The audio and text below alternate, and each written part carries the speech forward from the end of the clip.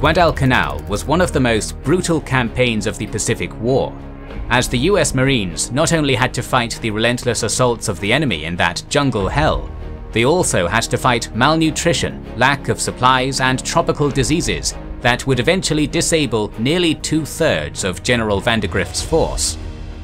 Yet after the Battle of Savo Island, these problems were only starting to emerge for the Marines, as they were soon to face a true baptism of fire at Alligator Creek. At the same time, the 2nd Raider Battalion was preparing to launch a deadly raid against the heart of the Gilberts, an attack that would have deadly consequences for the Americans in the future. Join us as we cover the raid on Makin Island, and we also take a look at the Battle of Tenaru and some other developments in the Guadalcanal Campaign. Your continued support allows us to expand our work, and we're so grateful for that. We're always eager to create more videos for you, and we think that you'll enjoy our documentaries on post-World War II history over on the Cold War channel, and our Wizards and Warriors channel, which focuses on the fantasy and sci-fi lore battle documentaries. We've also recently started a TikTok channel, and would appreciate your support on that new platform. Consider subscribing to all three. The links are in the description and pinned comment. Thanks for being with us.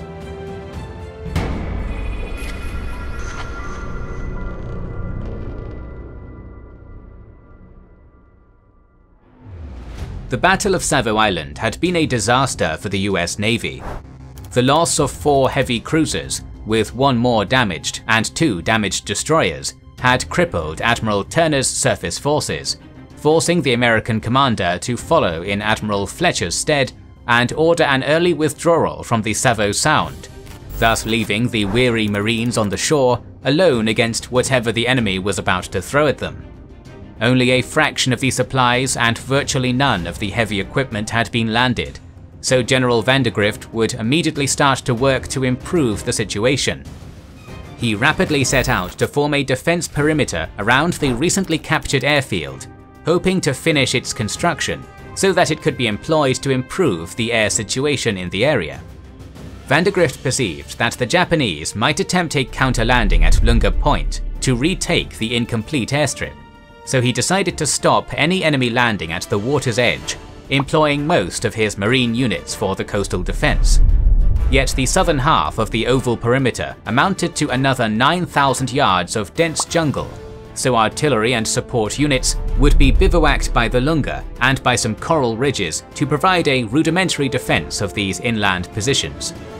During these first few days ashore, the Marines would not only work to complete the construction of their airfield, but they would also move their supplies from their exposed site at Red Beach into some dispersed dumps within the perimeter. By August 12th, all the supplies had been moved, and the runway now reached some 2,660 feet, getting renamed to Henderson Field after the hero of Midway, Major Lofton Henderson. A week later, Henderson Field would stretch its full 3,778 feet, receiving its first few aircraft from Marine Air Group 23 2 days later, and thus forming the Cactus Air Force. Back on August 9th, however, probes from the 5th Marines ran into firm resistance at the Matanikau River as they searched for the original Japanese garrison. Many Korean laborers had already been found and captured, with one of them remarking that there were a number of Japanese west of Matanikau that were willing to surrender, something that prompted Lieutenant Colonel Frank Gertger to form a 25-man patrol with the objective of securing much of the island without significant fighting. Departing Cookham by boat on the night of August 12th, the Gertger patrol then landed on the western mouth of the Matanikau and was later ambushed by the Japanese soldiers while scouting the jungle ahead. As Gertger was rapidly killed during the fire, the patrol got pinned down on the beach and was quickly decimated, with the Japanese killing off the Marines one by one. Only Platoon Sergeant Frank Few managed to escape by swimming approximately 4 miles through shark-infested waters.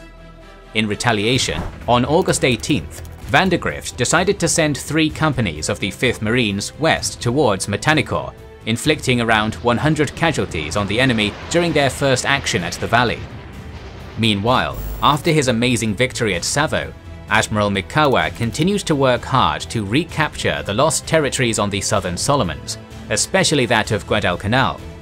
From August 11th onwards, the Marines had to suffer a series of deadly air raids about noon, which failed to cause much damage but severely affected the morale of the defenders.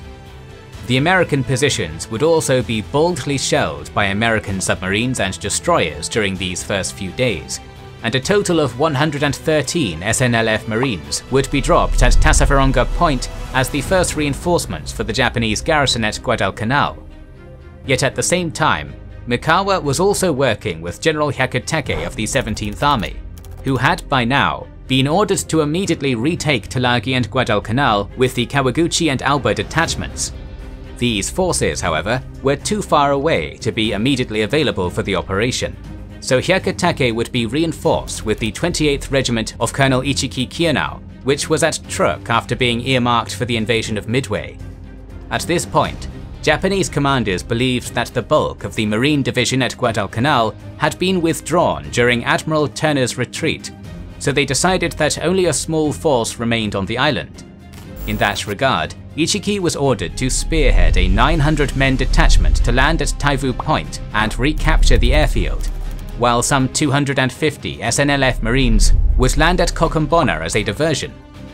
On the morning of August 16th, the elite, battle-hardened Ichiki detachment would finally depart Truk, escorted by the 2nd Squadron of Admiral Tanaka, although Tanaka himself, in his cruiser Jinsu, would actually remain behind to escort the remaining 1,100 men from the 28th Regiment, leaving only his 6 destroyers under Captain Sato Torajiro to protect Ichiki. During the early hours of August 19th, the Ichiki detachment would land at Taivu Point and would immediately march westwards towards the airfield, with full confidence in his success, stricken by the so-called victory disease.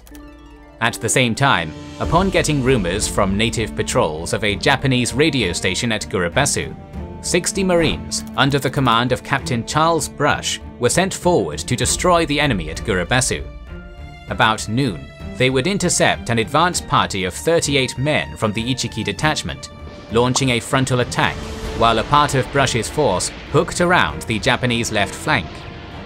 During this intense firefight, the Marines would kill 33 enemy soldiers at a cost of only 3 losses, with the remaining Japanese escaping into the bushes. Upon inspecting the dead bodies, Brush found men that belonged to the IJA, and not to the IJN as they were accustomed, with fresh clothes, large amounts of communication gear, and an accurate map of the Marine line at Alligator Creek, all of which indicated that a new enemy force of unknown size had landed with the intention to reconquer Guadalcanal, so he immediately set out to alert Vandegrift. In the meantime, Ichiki discovered the fate of his advance party, and without pause to reflect on this disaster, he decided to press forward with his entire force and not rest until the next morning after he had crossed the Nalimbu River. By noon, he started to prepare his men for a night assault on the beaches, intending to recapture the old Japanese camp between Alligator Creek and Lunga, from where he could then seize the airfield. Under the cover of darkness, Ichiki's men finally began to approach Alligator Creek, where Lieutenant Colonel Edwin Pollock's 2nd Battalion of the 1st Marines routinely stood watch over the east bank. Soon, minor affrays erupted along the Marine line, but it was shortly after midnight when Ichiki ordered a strong shock unit to start the assault under the covering fire of his other forces. About 0200, the Marines were surprised with the charge of the enemy over the sandbar, but they immediately started to open fire, leaving a thick wake of dead and dying. Nonetheless, the Japanese survivors managed to topple the barbed wire fence and other obstacles, and soon engaged the Marines in hand-to-hand combat. As the defenders resisted, Pollock rapidly counterattacked with a reserve platoon, and within an hour, the line had been restored and the enemies expelled. As artillery from the 11th Marines soon joined the battle and began to cause havoc among the invaders, Ichiki continuously tried to infiltrate the Marine positions or prepare a second assault, but to no avail. His efforts were always thwarted by the defenders. Ichiki, who was a reckless and stubborn commander with a fiery spirit, who had actually ordered the assault that ignited the Second Sino-Japanese War during the Marco Polo Bridge incident, had no intentions to withdraw from the battle. He'd rather die fighting. With day breaking on August 21st, Vandergrift decided to send his reserve battalion, under the command of Lieutenant Colonel Leonard Cresswell, with a tank platoon inland across Alligator Creek to encircle and destroy the Japanese near the sandpit. Before 0700, the crossing of the 1st Battalion of the 1st Marines commenced, and by 0950, Cresswell started to swing north against the enemy. The Marines rapidly defeated a Japanese charge with fire, and got to compress Ichiki's men into a triangle by the mouth of the lagoon. Soon, as Pollock began to press from the west, the American tanks were put forward and they completely ran over the Japanese soldiers, who lacked any anti-tank weapons. Around 1630, the situation was desperate for the invaders, with many soldiers trying to escape swimming into the sea and getting cut down by the overwhelming American fire.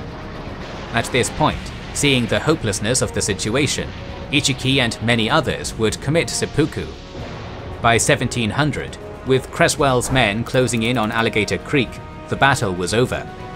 The Marines lost a total of 44 men and had 71 injured, but their victory was total, as the entire Ichiki detachment had been decimated, and this was a huge morale booster for the Allies at this point of the war, finally defeating Japanese invincibility on land. By August 29th, only 128 survivors would manage to regroup at Taivu Point to await further reinforcements. But now we'll divert our attention to the Gilbert Islands, where the Americans were preparing to conduct a diversionary raid, aiming to distract the Japanese and force them to send reinforcements to the area, thus preventing their use in the Guadalcanal Campaign.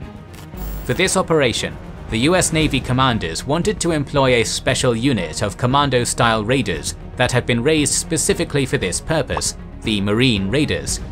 Although we've already seen them in action during the occupation of Tulagi, this time the 2nd Raider Battalion of Lieutenant Colonel Evans Carlson was going to be employed in the type of operation for which it had been created. Carlson had trained his battalion in a very unorthodox way, and with an emphasis on teamwork, taking inspiration from the Chinese communist guerrillas and their gung-ho philosophy to establish decentralized decision-making and a concept of leadership that favored merit over rank.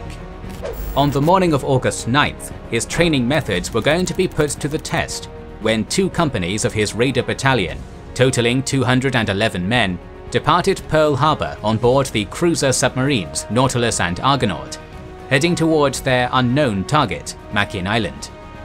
The plan was to perform a pincer maneuver during the night of August 17th, attacking from both flanks and from the enemy's supposed rear, and aiming to capture Butiritari village and to destroy as many vital installations as possible before retreating back into the submarines.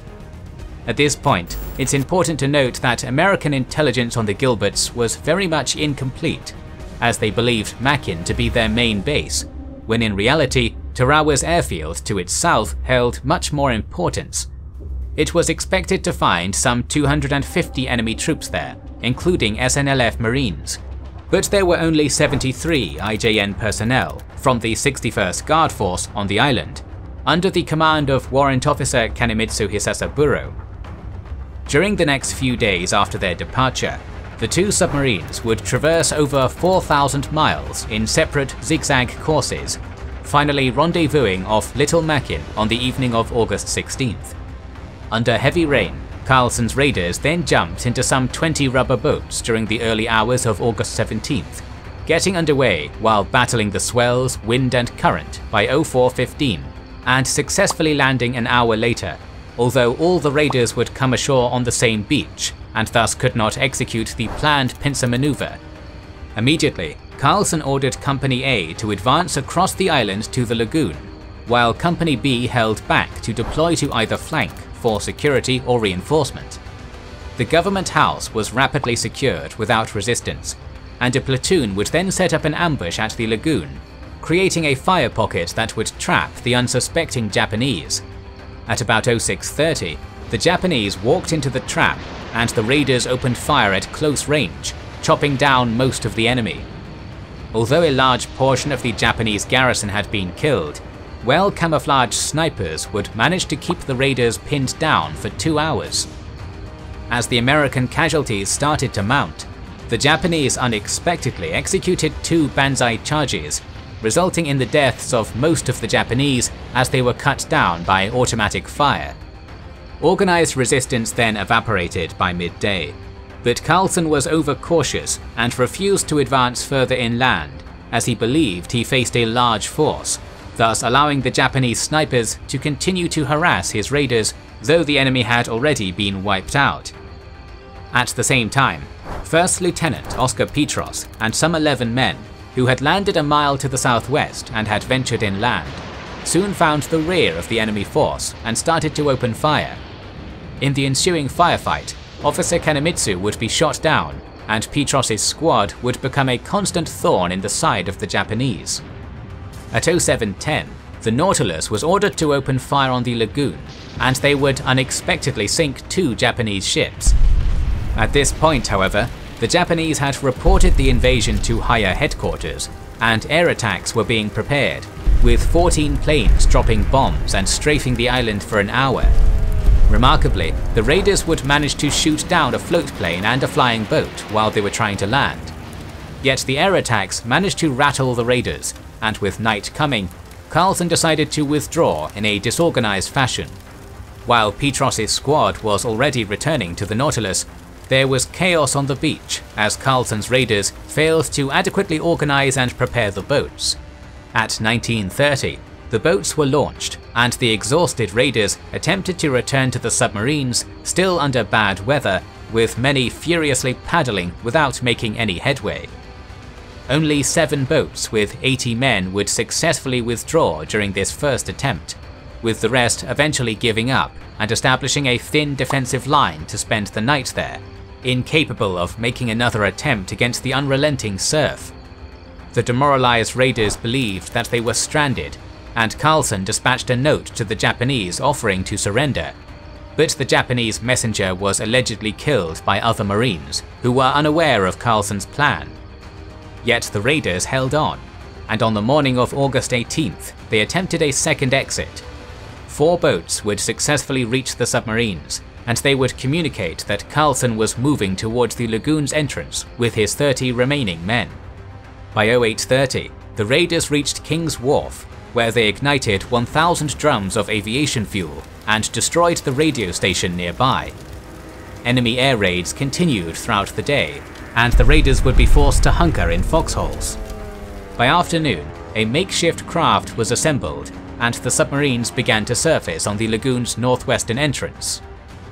At 20:30, Carlson and his remaining men finally departed Makin and successfully arrived at the Nautilus by 23:10, so the raiders at last started their trip back to Pearl Harbor. Carlson's raiders suffered 21 losses and 17 injured, with a further 9 men getting stranded and then executed by the Japanese. They had inflicted around 80 casualties on the enemy, but had failed to cause much damage to local installations, and the raid would also fail to divert reinforcements to the Gilberts, as the Japanese quickly recognized the small scale of the American attack. In fact, the only meaningful consequence of the raid is that the vulnerabilities in the Japanese islands were exposed, so the invaders would then set out to strengthen their fortifications and defenses in the Central Pacific. But that is all for this week, and in the next episode we have much to cover as the Battle of the Eastern Solomons erupts and Japanese forces prepare for offensives on Milner Bay and the Kokeda Track. If you don't want to miss any of our episodes, make sure you are subscribed and have pressed the bell button to see them. Please consider liking, commenting and sharing, it helps immensely. Our videos would be impossible without our kind patrons and YouTube channel members, whose ranks you can join via the links in the description to know our schedule, get early access to our videos, access our Discord and much more. This is the Kings and Generals channel, and we will catch you on the next one.